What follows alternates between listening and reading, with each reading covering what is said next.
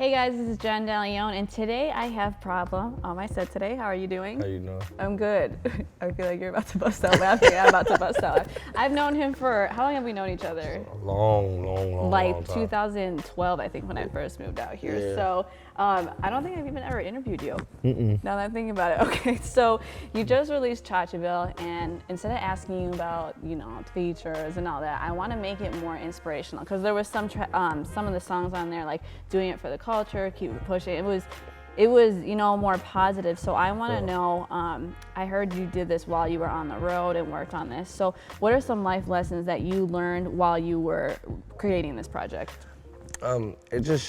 It taught me to use my time valuably, you know what I'm saying? Why go out there and go on tour and just be doing the same old thing? I mean, we can party so much, we can entertain new people so much.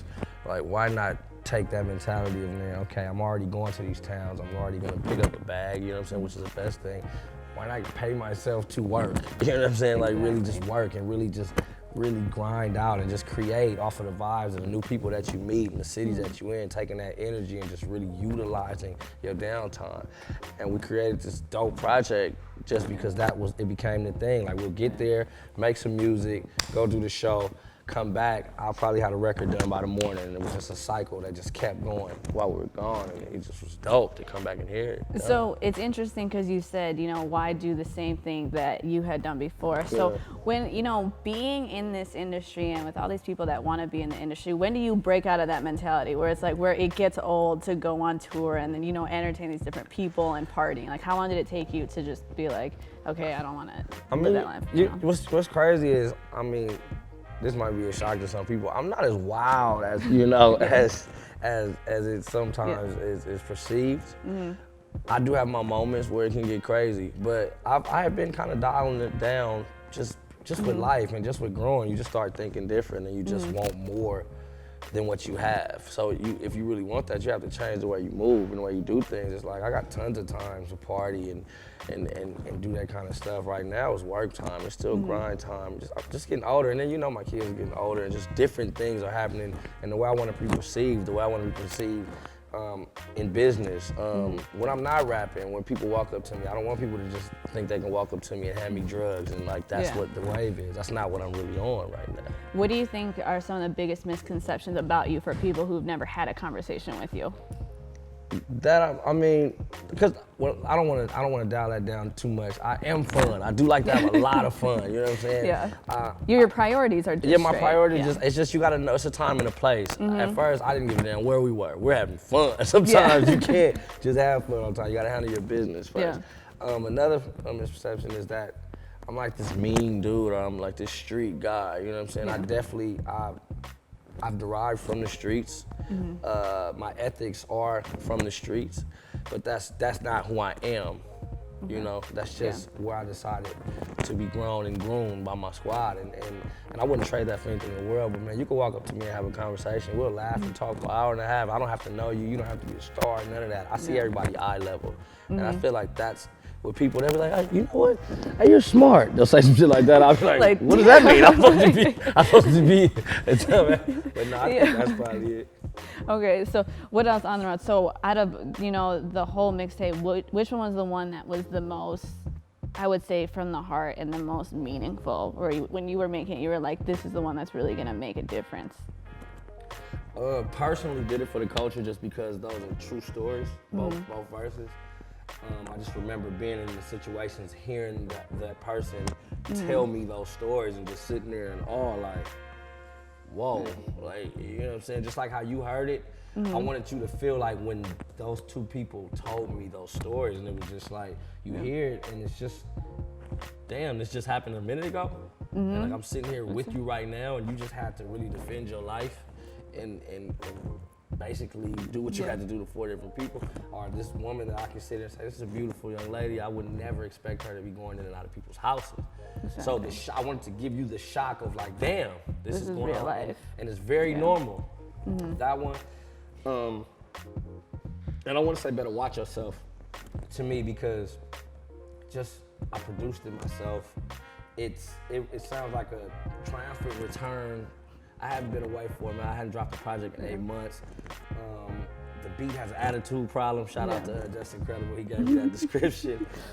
It's an emotion that needs to be triggered. That's why it was one of the first records to me on there. It's like a real kickoff. Like, yeah, what's up? We on. We back.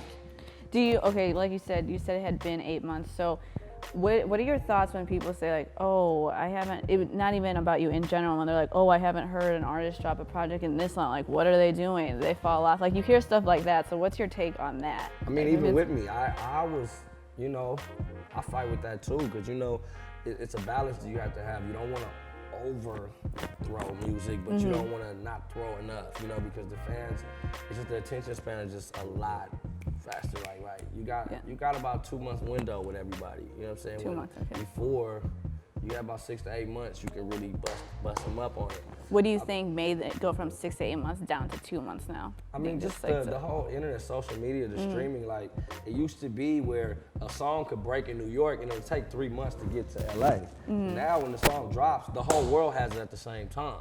Exactly. You get what I'm saying? Yeah. Like Asia has it and when Compton has it. Yeah. And it used to have to travel, so which is a good thing. Because now everybody's on the same playing field and it's kind of diversifying the game, and I like it. I'm not mad at it at all.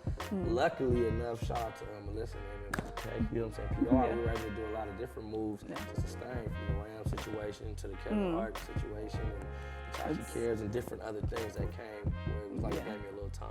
You know? Yeah, and congratulations on all that. I felt like when I was going through my social media, you're just popping up everywhere I looked, whether it was like the Rams, and you always have those songs too where it's like it hits, where it's like, so what, I mean, when you come up with those hits and stuff, like what's your process when you come up with that stuff? And has there ever been a record where you were like, oh, this might not be the one that sticks, and then the one that you didn't think would be a hit actually became a hit?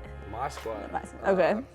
Yeah, like that record was sitting around my hard drive for about a year and a half. A year and a half. Just sitting there. You know what I'm saying? Bird had called it first. He was like, "This is one of the ones," and then I record so much. Yeah. It got touched. But then DJ Head, we was getting ready to put out Hotels 2. He came through and he was listening to some trash. He's like, "Can I hear some more stuff?" He heard that and like, "Give it to me." Took it to the radio and played it, and then, you know, after it was out for a minute, when we got the call from the Rams, that's when I was like, "Oh, well, yeah, this is the boy right here," you know. But now I believe it. There's a process. Nah, I just go in there and just do records. I try my damnedest to not say I'm gonna go in here and make the hit, because it don't work like that. Yeah, because there's no formula it just to. don't work like that. I mean, you don't know what the people are gonna like. You know what I'm saying? Music is just music. I go in there, just have a good ass time. And then after that, we draw back and we listen to them like, okay, well, that's the one we like, or this was in that. But I don't go in like, we're about to make the #1 record in the world. That's not the play. It just don't work like that. Okay, and then going back to the first question when you were talking about the life lesson, I really liked what you said about, you know, as you know, you're getting older and stuff with your kids. So let's talk a little bit about that. Even not you as a rapper, you as a father, what are some of the life lessons you have for being a father to pass on to your fans? It's tough. I will say it's just really tough juggling the two. You know what I'm saying? I really wish that I can split myself down the middle, because I do miss a lot of things. You know what I'm saying? And that shit, it's not cool for me sometimes. I really get frustrated with it. But then I have to realize and understand that, well, my path is to do this, and for what I may lack in where I might miss this event or that, I'm showing my kids that they can do anything in the world because they watched their father, you know what I'm saying, become who he said he was gonna become. And that's a way bigger message. Exactly. You know what I'm saying? Because I can FaceTime like, baby, I know you killed it, I'll be at the next one. You know what I'm saying? And I'm not gonna say I don't have my time, you know, well, my daughters want me here, my son wants me here, and I'm like, you know, daddy gotta work. But it wouldn't be no different if I was driving trucks.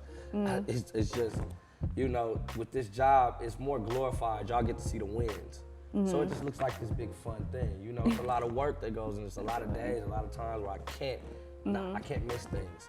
So I'd rather teach them and show them like, well, you know what? It is sacrifice in life, but when you get to live your dream, that's the end goal. You know. So what are some of your kids' dreams?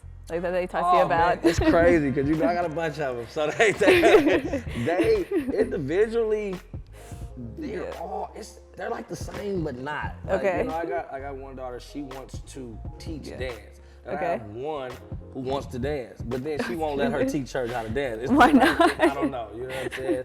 Okay. You know, they walk around, they sing, they write, they do all the creative things.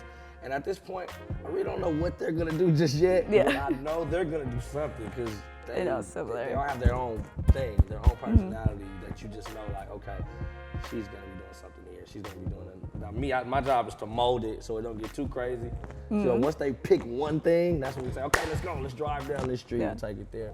But I'm letting them just be themselves and just enjoy the fact that they're young and they don't have to do this, you know, they don't have to do things just yet.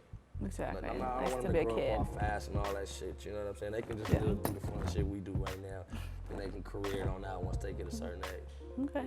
Well, thank you so much for coming to the set. Again, congratulations on everything and the release and everything else you have going on. It was nice congratulations to you. You know, with this, you feel me? The sign, everyone laughs about the sign. I love that. And they were laughing. That's the shit. I don't have a sign hanging up in my spot. That's cracking. I gotta get you a sign now. What do you want your sign to say?